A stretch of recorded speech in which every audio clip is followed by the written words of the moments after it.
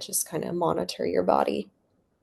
All right, it looks like we have a good amount of people in now, so we can get finally officially started. Okay. Most of you already know Jael, but just to reintroduce her, she is a health-focused entrepreneur and also an Austin real estate agent. And she's also one of our Powerhouse Women Market Partners. So just everybody give her a warm welcome and get super excited for this topic. Like it's been long awaited. We've had a lot of conversations about this type of stuff. So she's full of knowledge and the floor is yours. Thank you. Hello, welcome, ladies. In my presenter mode, I can't see everyone's faces, so um, I wish I could. But welcome to Wellness to Wealth, where we're going to be optimizing what holds you so that you can scale what moves you. I have a lot of information. This is a journey that I've been on for 3.5-ish years now. So I am like fully dived in and invested. So, because of that, I am just going to run through the presentation really quickly. I know there's going to be a lot of questions after that I want to get to. So, if y'all have questions during any specific slides, go ahead and just drop them in the chat. But I'll get to the questions after because I want to make sure I get through all of my slides first. And then we can open it up and chat a little bit. Let me pull up my notes here. Okay, let's see. Let me figure out. There we go. Okay, so who am I? I am a wellness driven entrepreneur and Austin based realtor who has healed my body through non toxic living, intentional routines, and deep nervous system healing. And now I'm passionate about helping others discover how optimizing both your body and your home can unlock greater clarity, vitality, and purpose in life, business, and beyond. So, a couple things about me. In addition to that, my mother was diagnosed with cancer and she was given 6 months to live. She ended up having 5 wonderful, glorious years, and she went the holistic healing route. So I learned a lot from her during her journey. My husband was very near death after a severely horrible reaction to a vaccine, and I almost lost him. And he was able to heal his body, and he's mostly back to 100% now, through holistic health and wellness. And then my own self, I just found myself struggling with hormones after getting off of birth control. My hormones were all over the place. I was struggling with really bad acne. My hair was falling out. I was constantly tired, brain fog constantly, just all of the negative things that you hear about, right? So I also kind of started adopting a lot of these holistic practices in non toxic living into my life, and I feel wonderful, but it's a journey. So I still have a lot of things that I am incorporating and learning myself. So before we get officially into everything, I want all of us to take an intentional moment to just take some deep breaths and really focus on being here in the now, kind of let the day go away and focus on just being present together so that we can learn and have a bunch of fun. So, if everyone wants to close down their eyes for just a minute, we're going to take a nice inhale in, hold at the top, exhale deeply. Hold at the bottom. And then with one more inhale, really just try to relax and let the stressors and distractions of the day go. So inhale one more time. Hold it. And then on your exhale, just imagine pushing all of that external distraction out. So exhale. And we can all come back to the space now. Welcome back. Okay, here we go. So I'm going to start this off with my super hot take on the anti-soft girl era. So in my opinion, no big vision was ever built from your couch. I think that the soft girl era was really important for a lot of really hustler entrepreneurs, people in our space.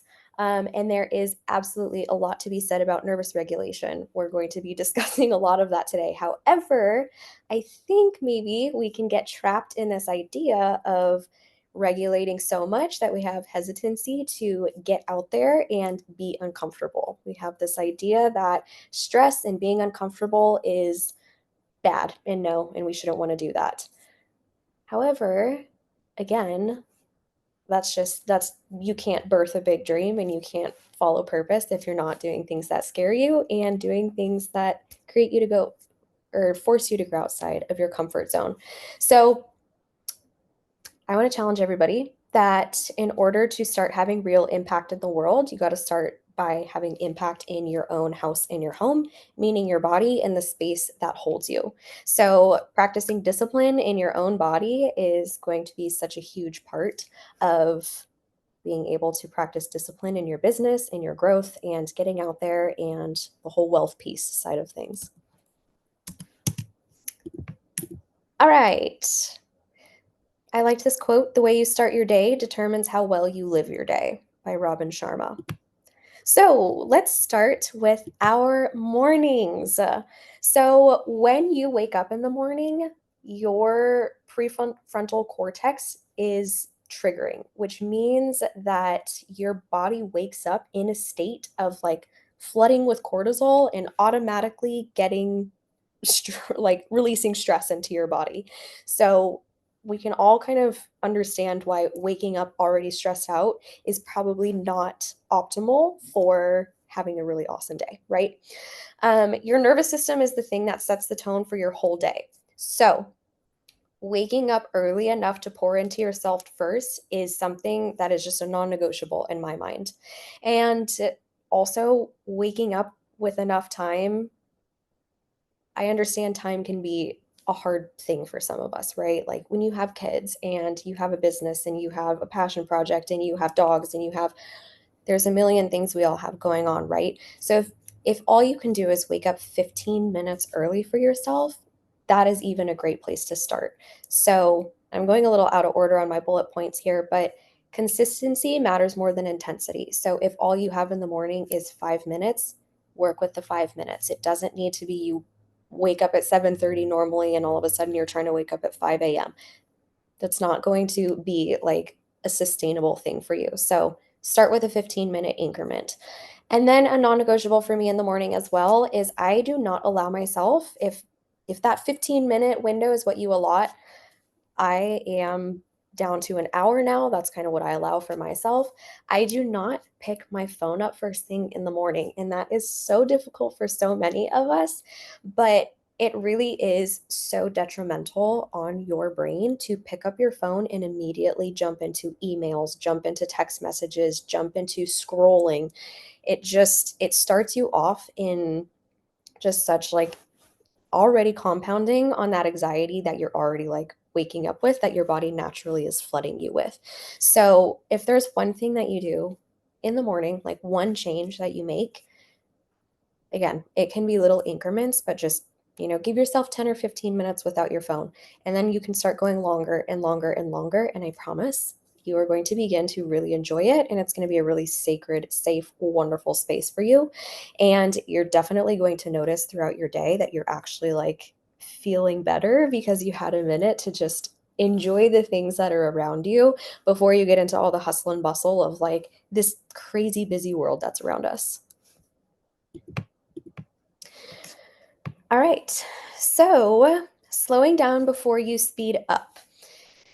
My morning routine is pretty optimized right now. Again, I have been in this space for multiple years now, so this is something that I've built on and built on and built on. So wherever you are in this space, I don't want this to be incredibly overwhelming to you. I want you to be able to take bite-sized of information, whatever feels inspiring, whatever feels like, oh, that could be fun for me to incorporate, and do that one thing for a little while. Again, 5, 10, 15, 20 minutes. Like if you're going from 0 to the 15 minutes, like even that is going to be so huge for your nervous system and just feeling energized and better throughout your whole day. So, one thing that I love to do, I wake up in the morning, I walk straight past my phone, I leave it alone, I don't touch it, I go outside, I put my feet, my bare toes in the grass outside in my yard, and I just breathe some fresh air and I try to get sunlight in my eyes. So, sunlight helps your circadian rhythm.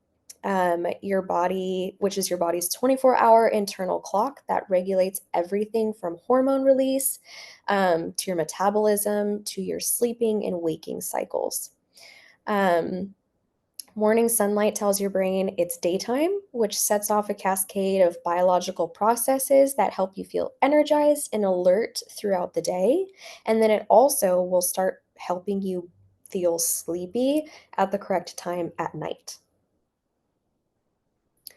So, looking like getting outside, having natural light early in the morning helps your body produce melatonin at the correct time later in the evening. So you waking up and going and getting sun in the morning is actually starting your body's internal clock to be able to track the day's progress so that by the evening time, again, you're starting to naturally get sleepy. So if you're someone who deals with any type of insomnia or just not feeling tired or like I'm a night owl or anything like that, it sounds kind of silly, but getting outside in the morning first thing to basically show your body like it's daytime, we're awake, we need to be waking up, allows it to again track your process throughout the day to know that like as the sun starts going down, your body's chemicals, your melatonin is going to start releasing and it can help you start falling asleep earlier. So test it out.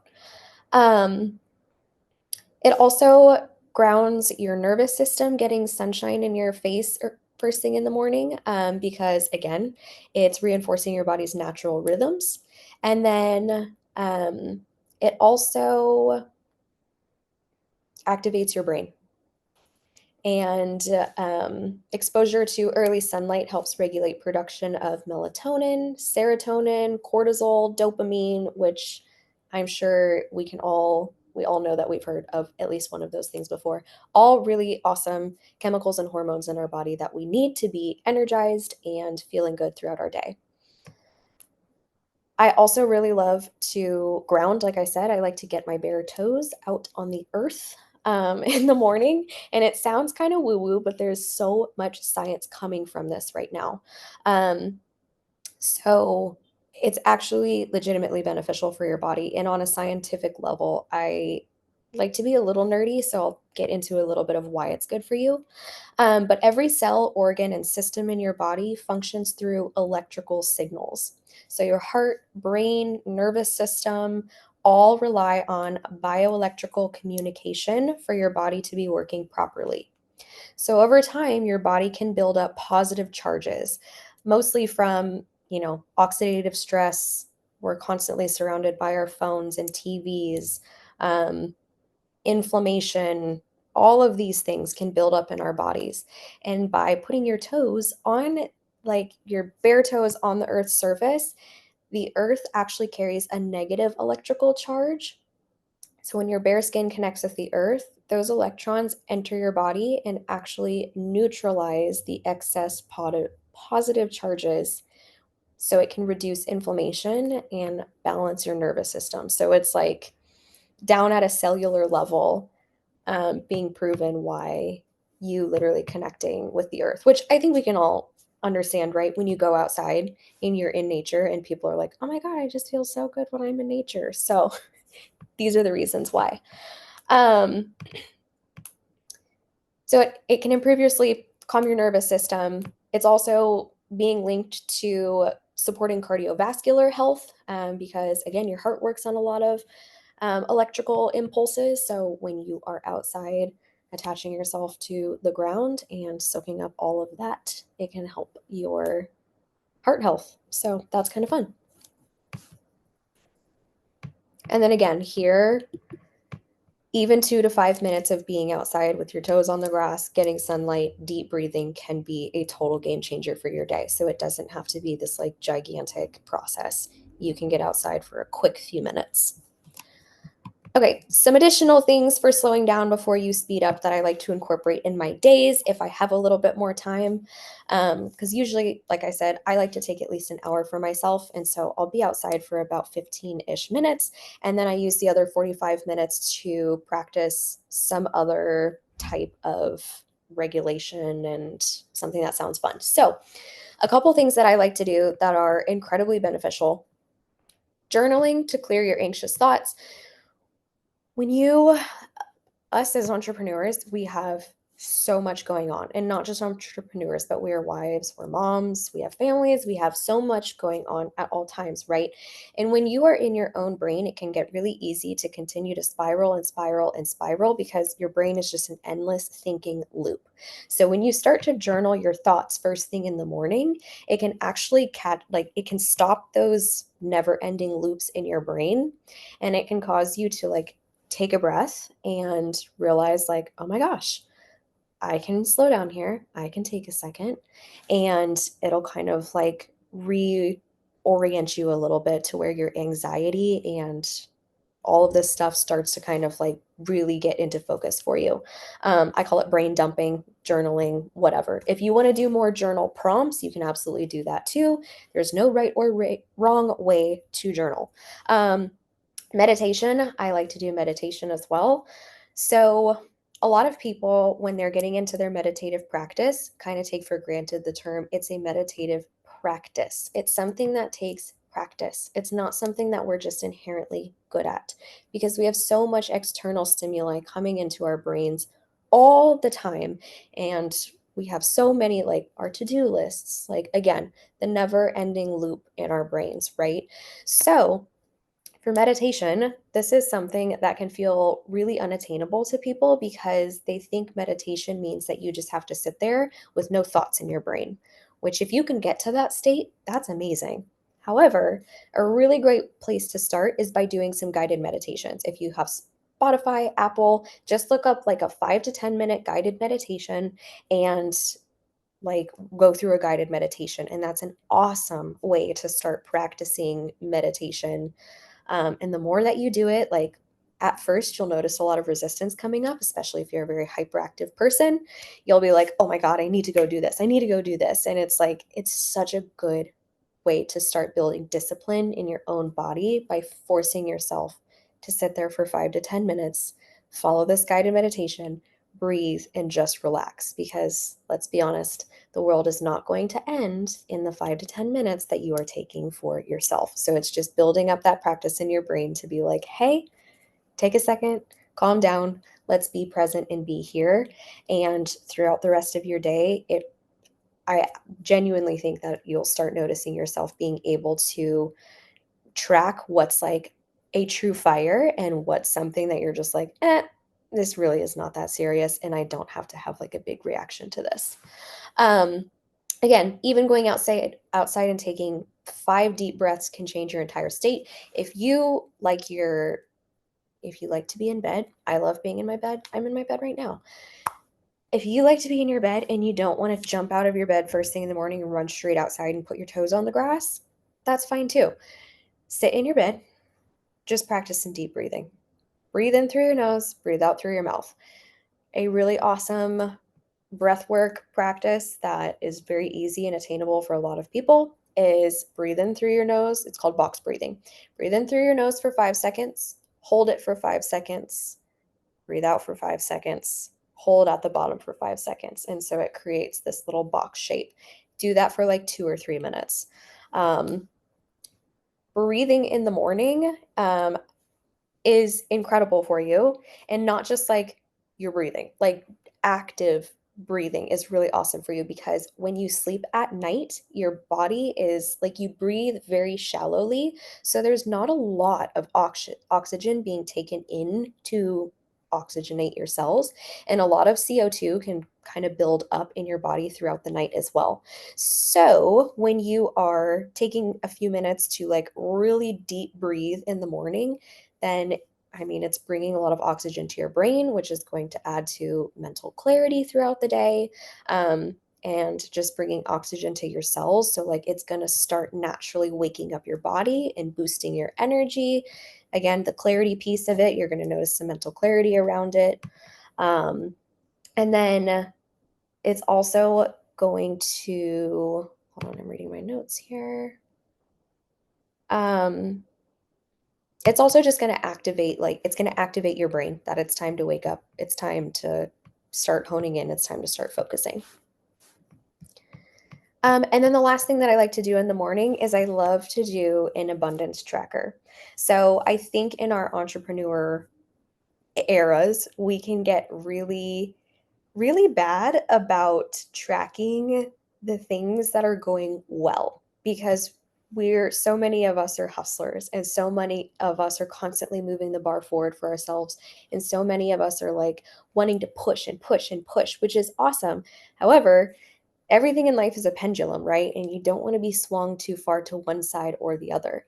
So, practicing abundance in the morning, I've noticed for myself, really just helps me, again, be grounded in the now and not worrying about what's happening in the future, not too focused of like, oh man, I could have done this better yesterday or whatever, but just being like, what are the amazing things that are happening right now? And it can be really, really tiny things too. So, what I like to do is go back through the day before and I like to focus on all the positive things that happened. And that's where I track my abundance from. It can be tiny little things like I got a front row parking at my coffee shop this morning. Like I live downtown in Austin, Texas. It can be like I found the best like parking spot directly in front of the coffee shop, like in downtown. That's unheard of.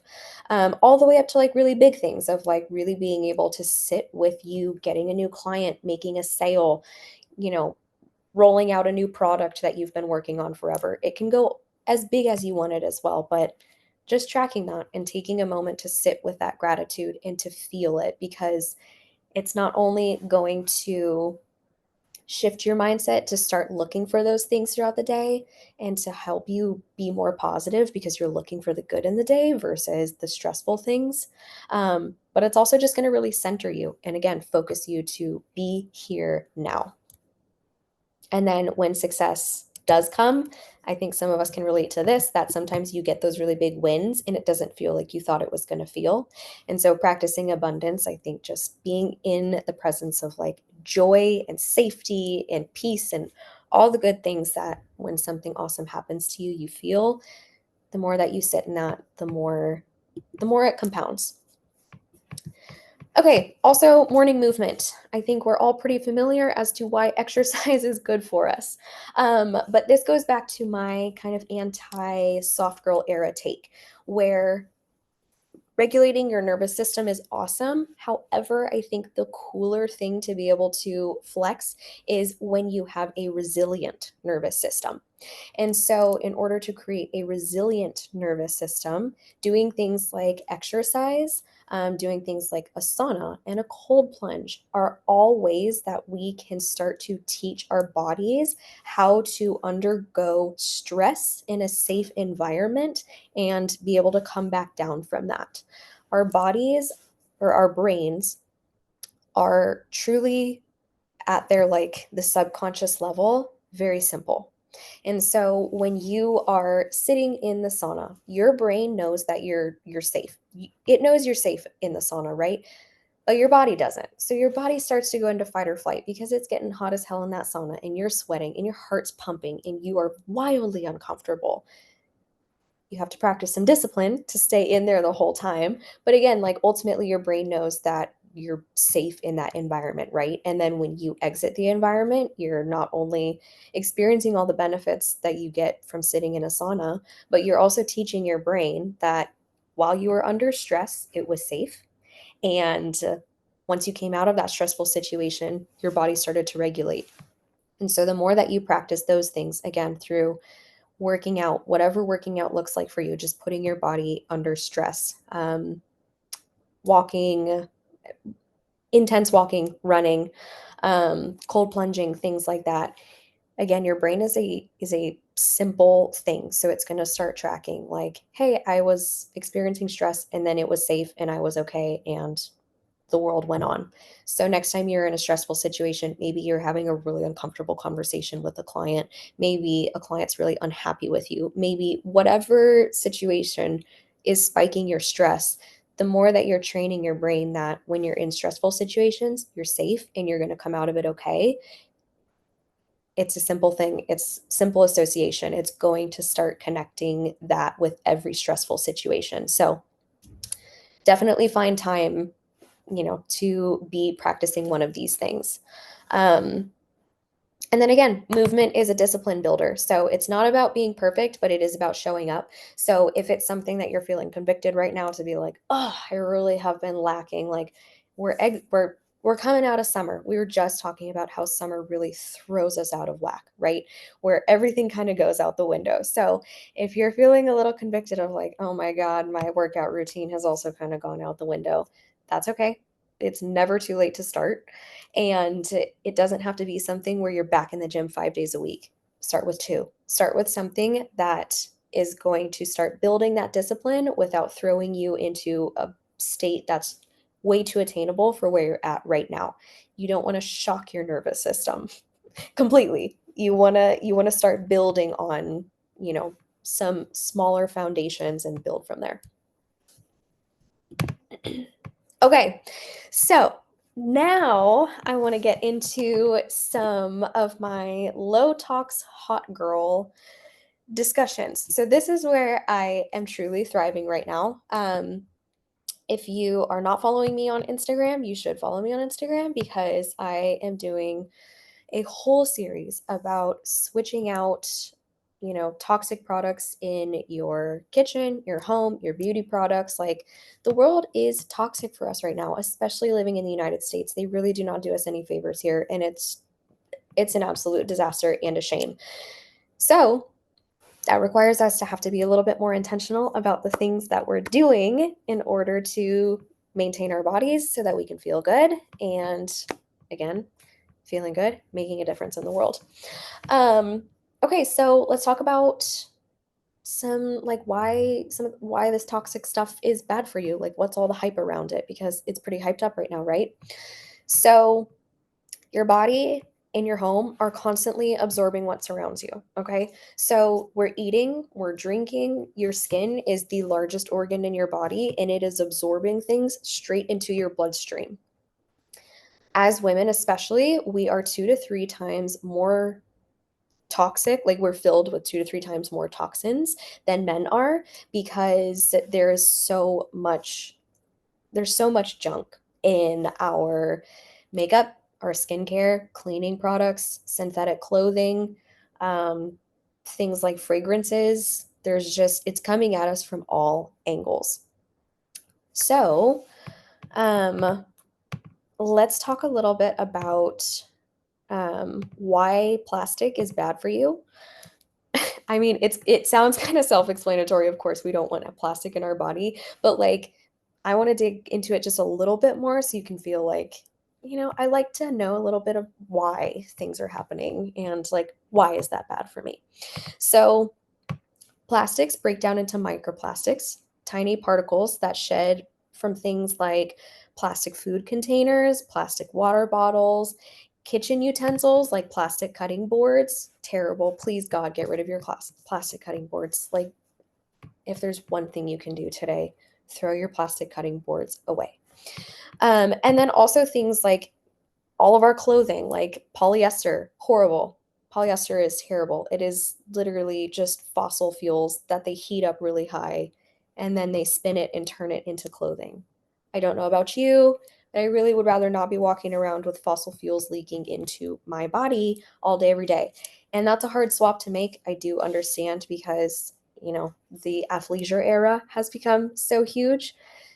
So, again, when I talk about a lot of this, it sounds overwhelming. I've been in this space for a while now, so I've built up a lot of this. For you, make simple switches. Whatever you can focus on, whatever you have the bandwidth and the financial ability to be able to focus on, even moving the needle forward one little notch is still incredible. So, as I'm discussing all of this, like it is overwhelming, but focus on the things that you can make a difference on because just being really stressed out about, you know, heaving your whole life and like throwing everything away, the stress of that is just going to be really counterintuitive. Back to the plastics. So what happens when plastics enter your body? Microplastics have been found in in blood, lungs, and placentas. So your body will actually accumulate these plastics and they store them in your tissues, in your organs, because your body doesn't like free radicals and toxins just flowing freely through your blood. So they'll actually, like, your organs will absorb these things and hold on to them. And we can imagine why plastics in your heart and your lungs and your liver is probably not very beneficial for you. Um, all of this is creating low grade inflammation in your body. So, um, plastics also leach chemicals like BPAs and phthalates. And then thinking about like your pans that you're cooking on, like the non-plastic or not non-plastic, the non-stick cooking pans and stuff. When you heat up plastic, it is leaching all kinds of nastiness into your food that you are then eating, and it's going straight into your body.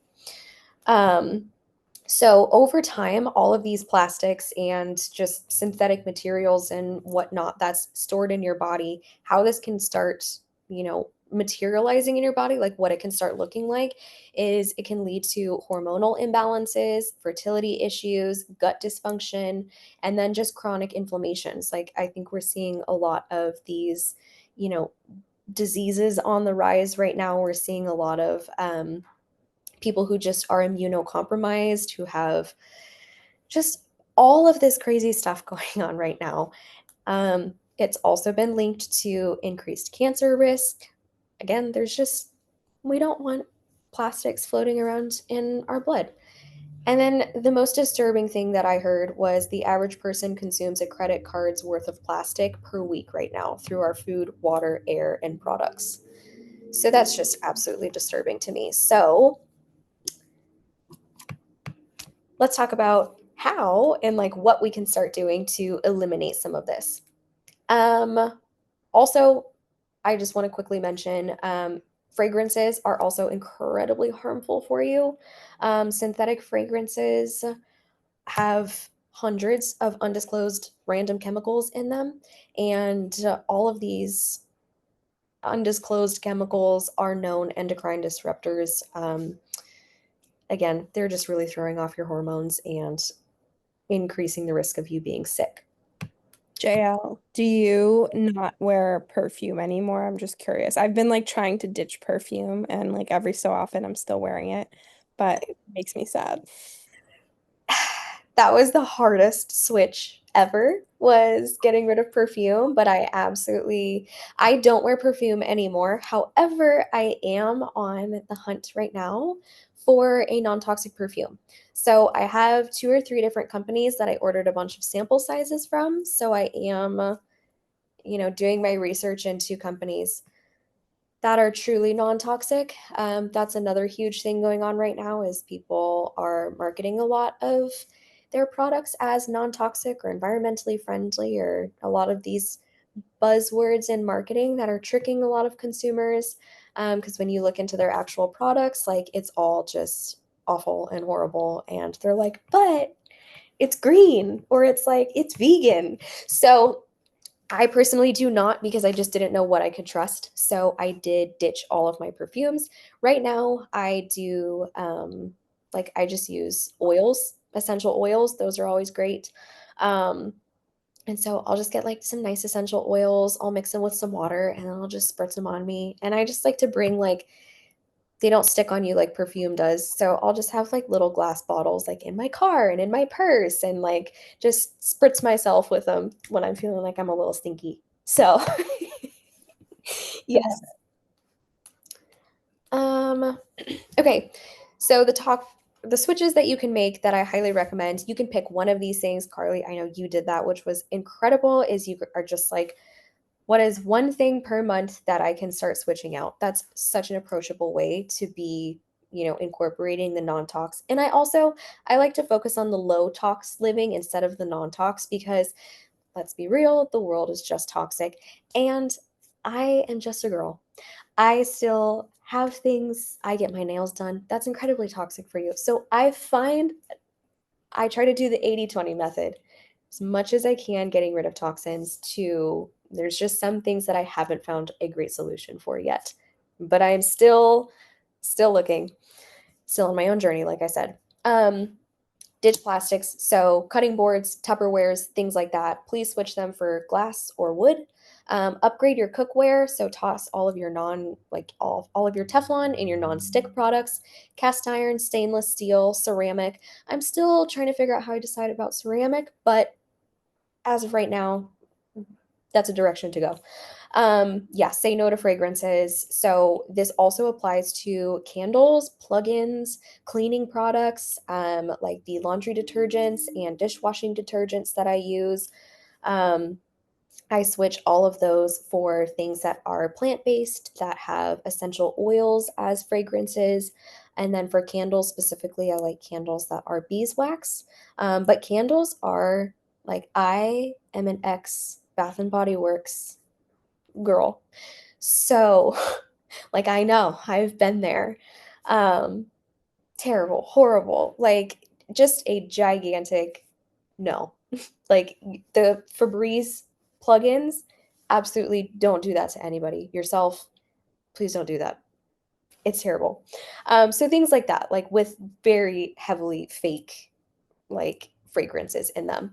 And then things with like where you're storing your food. So I don't use plastic wrap. I don't heat up my leftovers in plastic. I do not heat plastic by like as much as I can.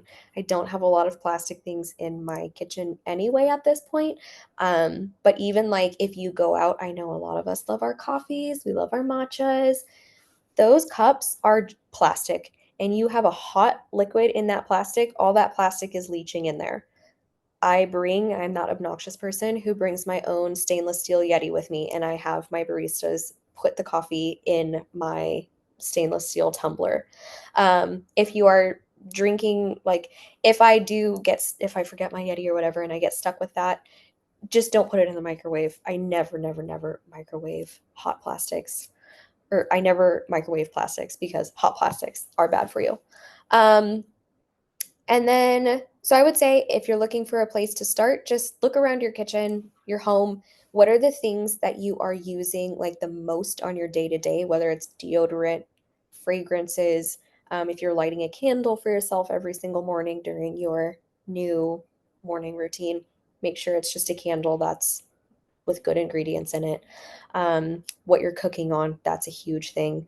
Water bottles, I think most of us now have Stanleys or Awalas or whatever you want to go with. Um, Drinking out of plastic water bottles, just don't do it. There's no reason for it. It's gross water anyway, and I think we all know that. I think we all can agree on that. Okay, so my last slide here, and then I will open up the floor to questions and some discussion.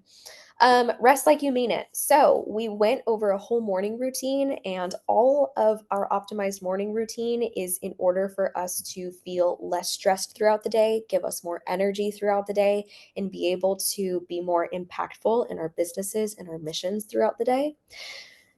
I did a poll on my Instagram the other day of what people wanted to hear about, whether it was like the daily optimizing, feeling good throughout the day, or whether it was sleep.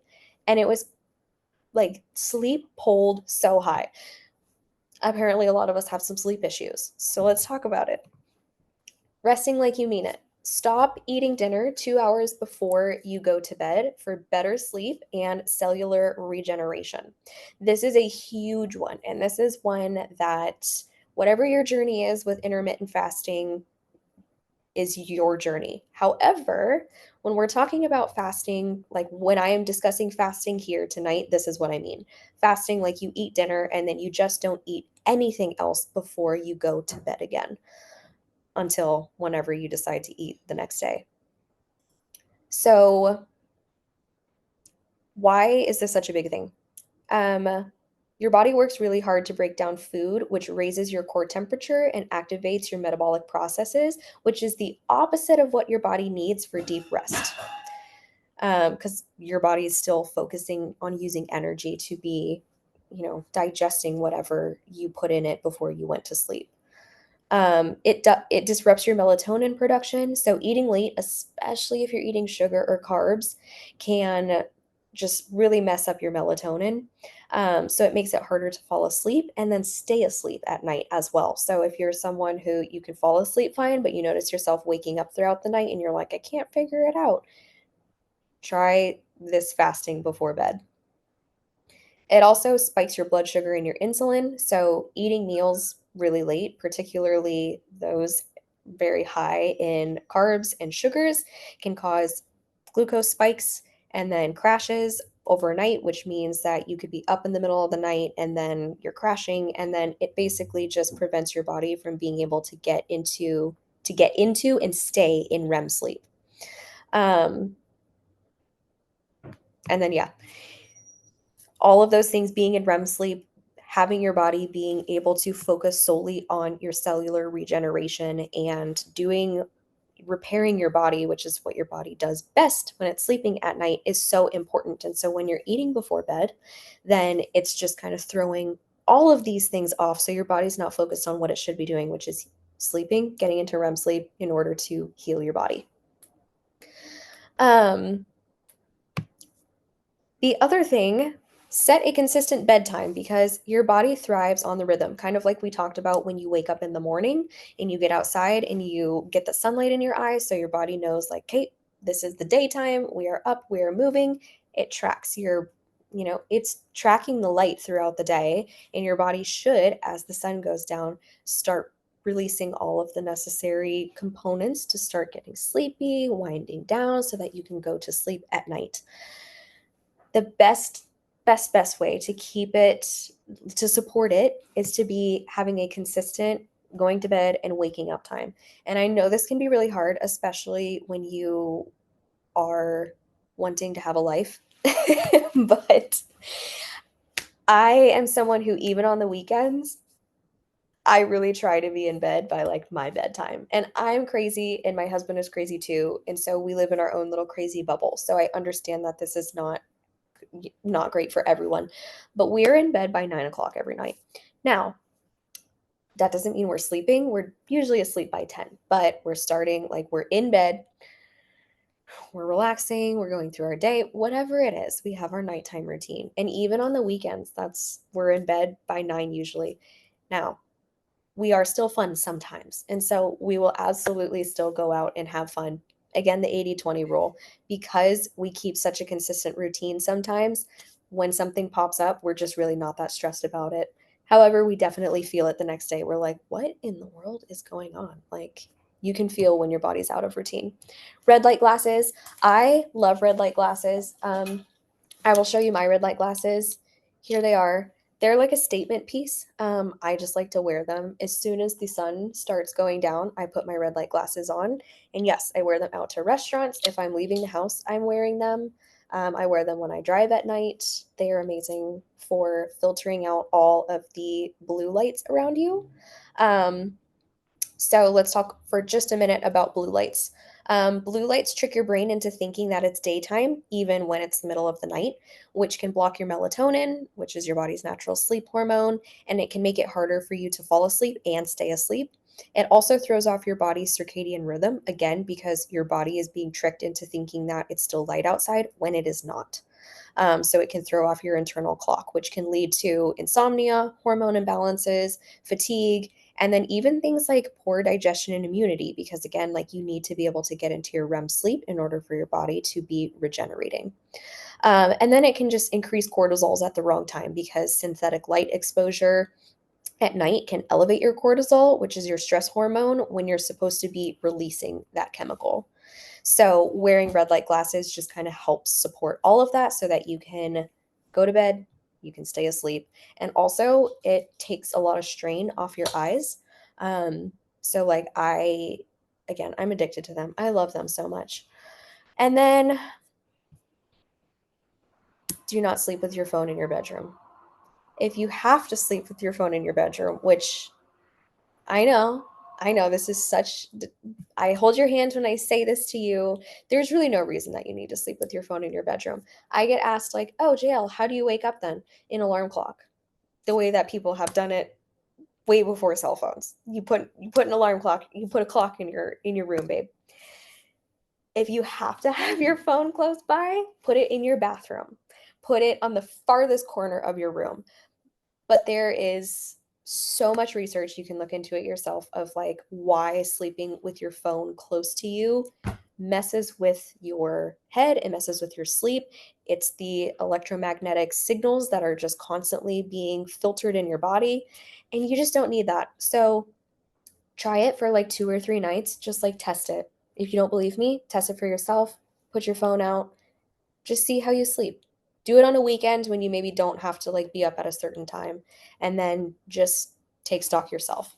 And then finally, we're going to end on taking magnesium before bed because it relaxes your muscles, it relaxes your whole body. It helps you to fall asleep and it helps you to stay asleep. If you're not a melatonin person, awesome. Magnesium really helps you. There's a lot of additional benefits to magnesium as well. But we're short on time now, so I'm going to end it there. Again, like I said, if y'all want to get in touch with me, you should be following me on Instagram because I am rolling out a lot of this stuff. I'm getting heavily into the space. I am about to be releasing a bunch of different non-toxic guides. I'm going to be releasing my favorite low-tox products, a lot of brands. I have some discount codes on some of the products that I live and breathe by. There's just a lot of information that I am dropping to my followers constantly. So that's my Instagram down there. It's just my name, Jael Bristol. So go follow along, and I am so excited to see some new faces. That's it for my presentation. So let me figure We out how have to close. questions for you. Yes, let me figure out how to close this down so I can stop sharing my screen and like actually see people because I'm lonely. Oh, hello, there's me. Hey. Okay, I look. actually I have a question and then we can get into some of the other questions in here. Okay.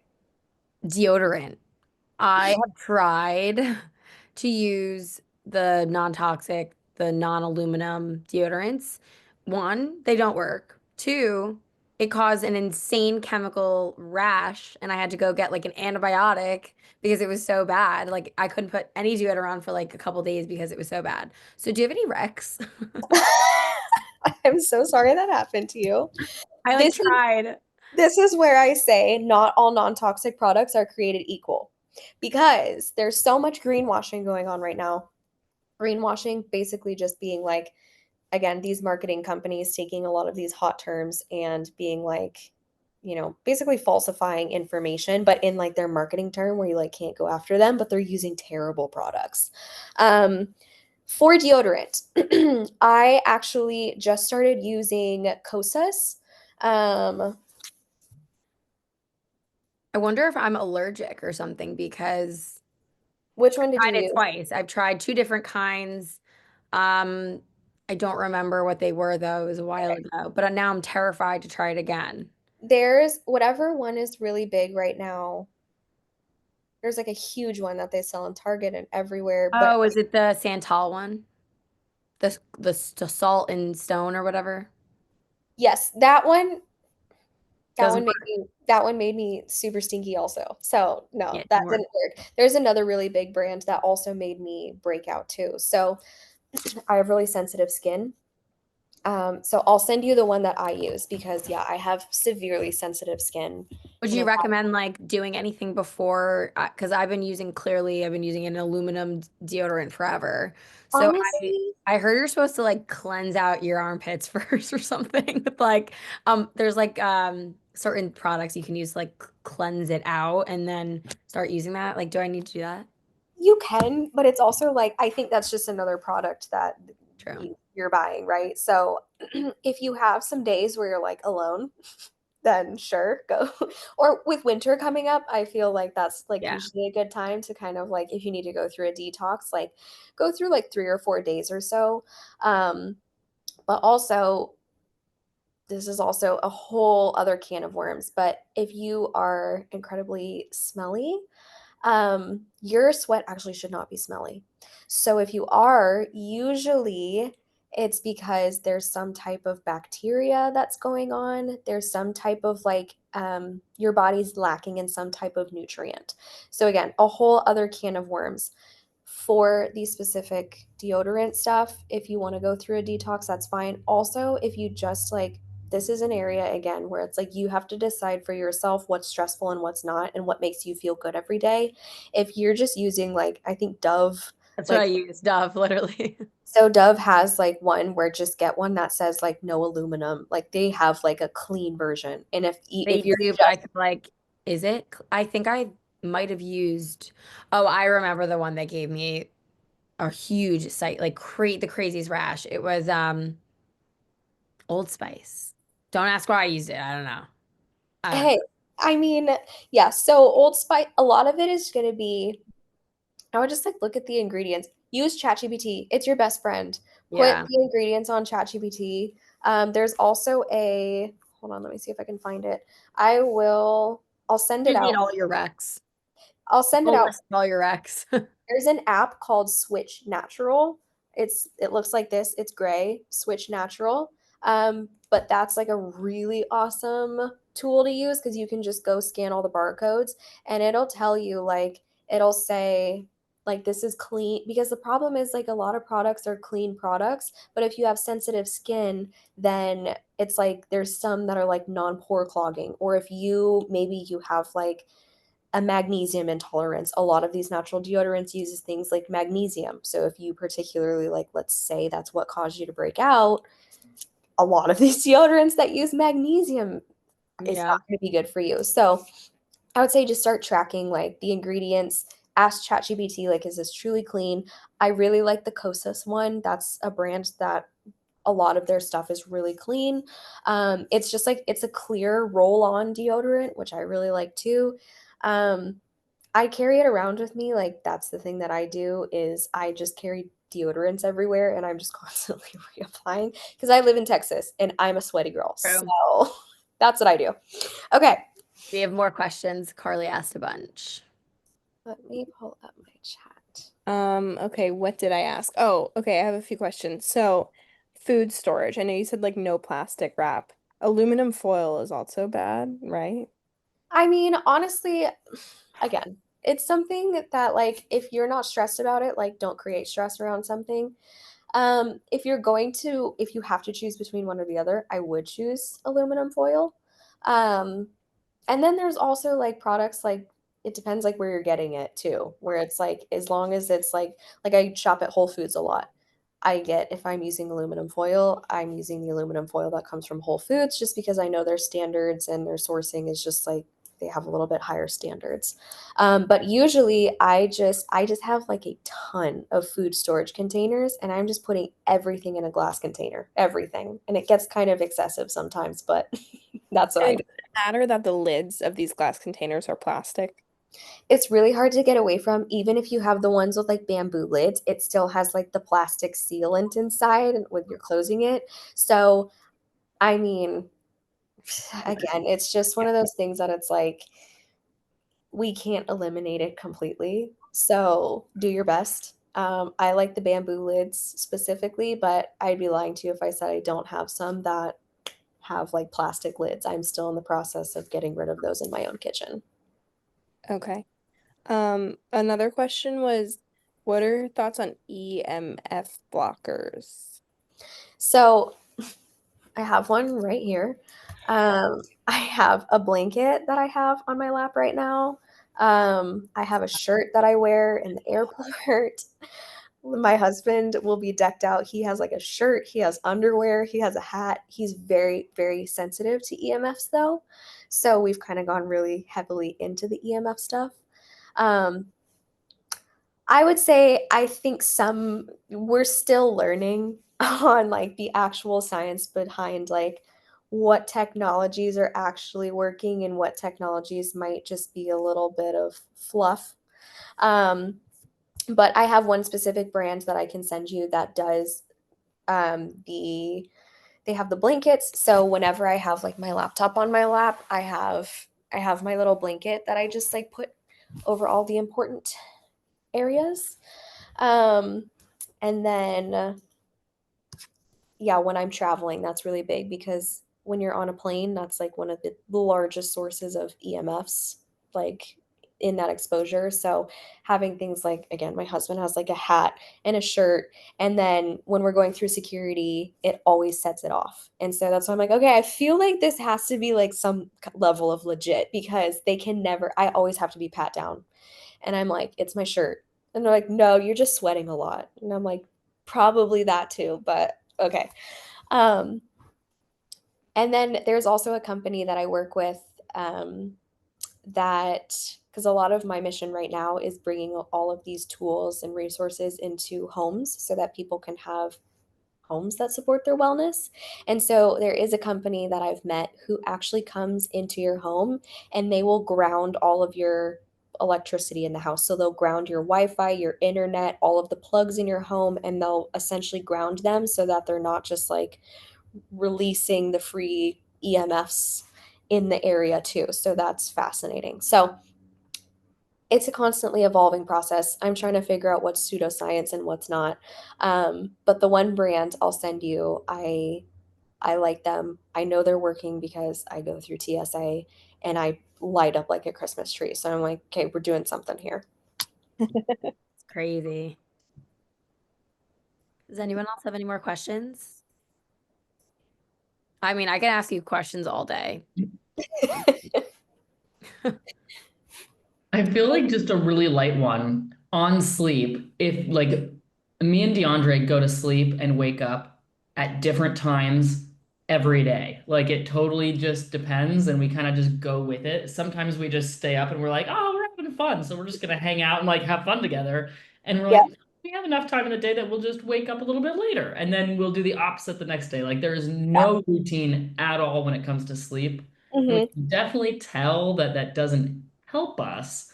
But if that's like who we are at our core, how do we get into the habit of going to sleep at the same time? That's an awesome question because I am a retired night owl. I grew up being the same way where I'm like, I am so, and I'm still that way. When I'm out and I'm having fun, like at the retreat, I'm going to be the one who's like, I'm not sleeping. I don't want to miss a second of any of this. So a lot of it is just like, what I prefaced at the top is just discipline, right? It's just being like, I am so committed to my body feeling well that, like, yes, I'm having a lot of fun right now. And yes, I don't want to miss a moment. And yes, connection and being with your people matters, of course. But that's why I try to do the 80/20, where it's like, I can say no, like, I can go to an event but my bedtime, like I'm home by 9. So it's really sacrifice of just being like, you know what, because I know that I need it and my body's so addicted to it now that it throws me so far out of whack when I don't have my sleep. It's just not worth it for me. So I would say, like, I also think it depends, like, your lifestyle of where you're at, right? Like, my husband works a 9 to, like, he's in the office by 8 a.m. every single day. That makes it a little bit easier for us to be in this, like, he's not also an entrepreneur, right? Because he's like, and he's also the most convicted, disciplined person I've ever met in my life. Pros and cons to it. But we also don't have kids. So there's times where we're just like, hey, we want to go to a concert on Wednesday night and like we're not getting home until 11. So I do think it's just balancing where it's like if you really don't have an event or you're out with a group or a client or something where it's like you're just at home, being able to practice that discipline of just like, yes, I'm loving my time with you right now, but also like it's time to shut it down. I'll see you in a couple hours. So that's kind of what we've had to do as well, of just acknowledging that, like it's like what you want to prioritize essentially. So I would just say, like, for y'all, like maybe it's just having like 1 or 2 nights of the week to start small, of just like we are always in bed at this time and that's where you start, and just see what that does for you. And maybe you'll start, maybe you can build from there, maybe that'll be enough for you. But having like a small step to start implementing is what I would suggest, because you also need to enjoy life. So I love that. Yeah, we'll definitely start small. We've been talking about it the last few days, and 100% of the time we've been like, okay, we're gonna be in bed by like 10, maybe go to bed around 11, and then all of a sudden midnight rolls around and we're like, oh yeah, oh, supposed to be in bed. Shoot. I would say, yeah, practicing some of these other things too, of where it's like, get some red light glasses. Like, do things that are going to force your body to naturally be producing the melatonin to where like you're actually tired, to where it's like, because it could be that your Yeah. hormones and like your system is out of whack like that. So like you're genuinely just not getting tired, which allows you to be able to just stay up. But when it's like I'm so regulated that by 9 p.m., I don't even need to look at my phone. I know when 9 p.m. hits because my body immediately is like, we're done. And so maybe it's that where you're just like start implementing things of like, what are ways that you can like relax, where it's like, we don't have to stop the fun, but at 9 p.m. we are putting on our red light glasses. At 9 p.m. we're taking magnesium. At 9 p.m. we're doing the sauna at night too. If y'all do sauna, doing sauna like an hour or two before bed, that's going to really like calm your body down. So maybe it's just like implementing some health practices there. Drinking hot tea, that's amazing. Like having a ritual of where it's like when you're doing these certain things, your body knows it's time to calm down. And so it'll just start repeating that and repeating that and repeating that. Love that. I think that's also an ADHD technique, that it's like instead of doing things based on time, do it based on like your own little routine or task that you do. I love that. 100%. Yeah. I'm so like, I am very hyperactive. So a lot of my routines are, I have, yeah, these are like, I like to flow. Here's my container. And then I just like flow all in here. But I have these little things that I'm like, tonight I'm going to do that. Tonight I'm going to do that. Or like, it might happen at a different time. Sometimes I drink my tea early. Sometimes I drink my tea late. Like, exactly what you're saying. Like, you have these things that you're like, these are my elements here, but it doesn't have to be rigid of when it's happening. I love that. Okay. I'll touch base and let you know if I successfully make it to bedtime. Yes. I'd say do like one day a week. Be like, all right, Tuesday nights. Tuesday is boring day. We hate Tuesday. Let's just do Tuesday nights. We're asleep by whatever, 11. Love it. Already past my bedtime. There you I'm go. just kidding. I'm gonna go to bed till like 11:30. Yeah, I'm like so 2 to good. 4 a.m. typically. Oh my God, Morgan. That's like why you guys Gia. on the East Coast wake up, and I'm still like, hey guys. I feel like that's like Gia too. Yeah. Me too with your sleeping. But I think there's something in the water when it comes to the nighttime routine though, Morgan, because we were just talking about this with my husband literally last night. And I'm like, you drive me nuts, because we both have like this shut off where we know around like 8:39 we're ready. We got our nighttime routine to like go upstairs because our bathroom is downstairs. So we like want to get done. We want to go upstairs and get in bed. We're solid and like uniform in that, but it's when we're in bed that we have a different routine, because I'm like, I'm in bed. I want the lights off. I want dark. I don't want lights flashing. I can't sleep when I hear any sound. So I'm like, noise canceling headphones, which is probably not good. Also, that's a whole nother discussion. And I'm like, I'm gonna sleep with little night covers, like whatever I gotta do. And he's just like up until literally tomorrow watching television. I'm like, you're driving me nuts. That is definitely hard when your partner does something opposite too. Yes. I'm like, I'm about to just sleep in the guest bedroom. Like, I care about my sleep. Probably listening, like, why are you talking about me right now?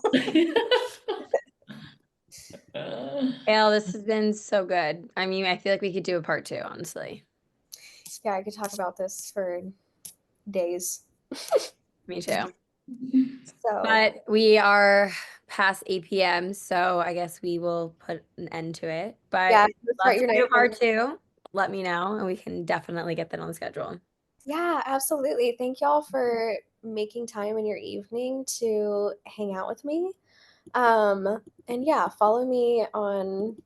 make sure you're following me on socials, and I'm going to start just dropping a lot more there so we can keep the conversations going. And seriously, I was just saying before the call officially started, it makes me ridiculously happy when people are texting me or DMing me of like, I made this switch, or I did this, or I thought of you for this specific thing. Like, I love that. And I'm here for continued support too. So if you have other questions that just pop up, or you want to keep the conversation going, like, I am so passionate about this, and I'm happy we can do a whole lifestyle overhaul for you. So let me know how I can help y'all and support you. This has been so good. Thank you so much. Thank you. Absolutely. Thank you.